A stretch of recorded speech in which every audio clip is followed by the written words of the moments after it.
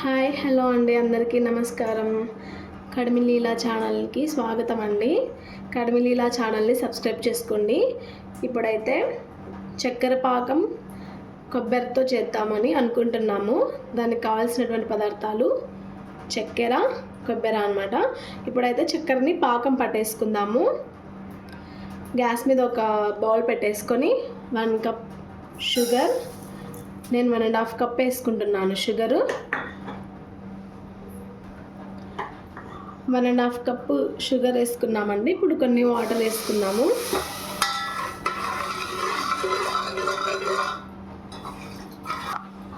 Water వేసుకున్నాక బాగా mix చేసేసుకోవాలి. దీన్ని ఇప్పుడు గట్టి పాకం చేసుకోవాలి. కొంచెం టైం పడుతుంది, మరుగుతుంది. కొద్దిసేపు ఇలాగే వదిలేద్దాము. ఇప్పుడు కొబ్బరిని కట్ చేసుకుందాము. కొబ్బరిని సన్నగా కట్ చేసేసుకోవాలన్నమాట.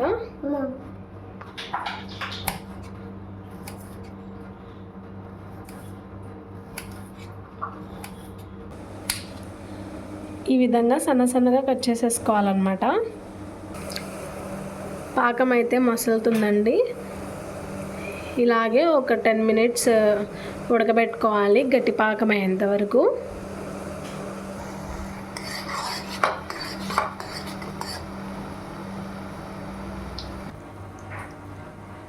ఒక ప్యాన్లో నెయ్యి వేసుకోవాలి. ఇందాక కట్ చేసుకున్నాం కదండి కొబ్బరిని, అందులో వేసేసుకోవాలి. దోరగా వేయించుకోవాలన్నమాట.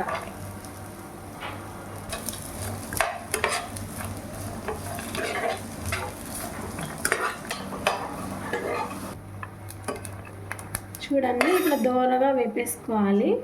ఇప్పుడు దీన్ని ఆఫ్ చేసి పక్కన పెట్టేసుకున్నాము.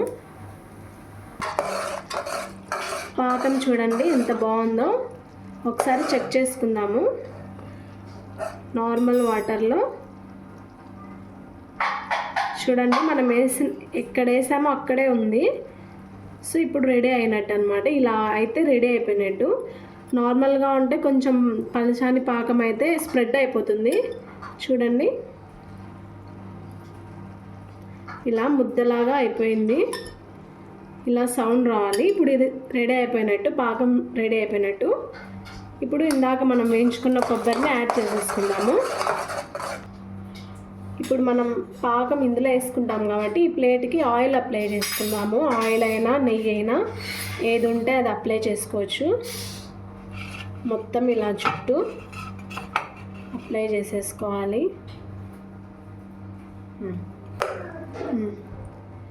ఈ పాకంలోకి వేయించుకున్న కొబ్బరిని యాడ్ చేసేసుకోవాలి. ఇలా ఒకసారి కలిపెట్టేసుకొని ఆయిల్ అప్లై చేసుకున్నాం కదండి, ఆ ప్లేట్లోకి షిఫ్ట్ చేసేసుకోవాలి.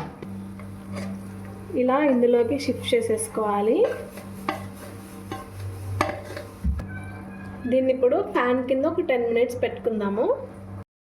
10 మినిట్స్ అయిందండి, చల్లారింది. ఈజీగా వచ్చేస్తుంది.